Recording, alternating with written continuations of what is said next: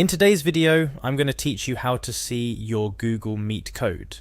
Understanding how to find your meeting code is crucial, whether you're hosting a work meeting, a virtual hangout with friends, or an online class.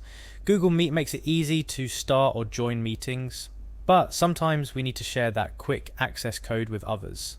Let's dive into how you can locate this code in just a few simple steps.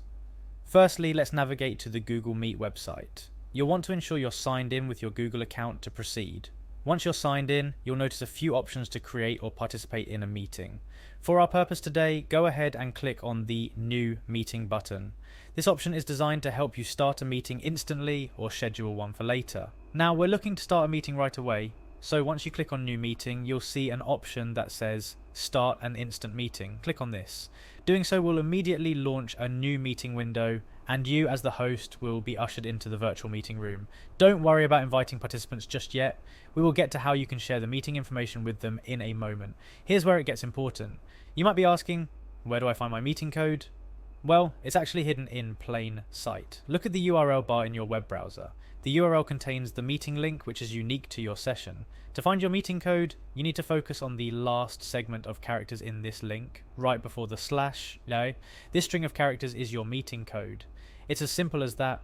Go ahead and select this portion of the URL, right-click to copy, or simply press Ctrl+C or CMD+C on your keyboard. Now you're all set to share this code with participants, whether you're sending it through an email, a chat message, or via a project management tool.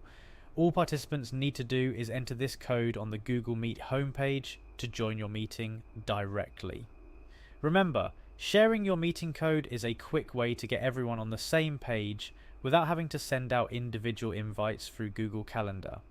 However, be mindful of who has access to this code, as you'll want to keep your meeting secure and free from unwanted guests. And that's it. You now know how to find and share your Google Meet code easily.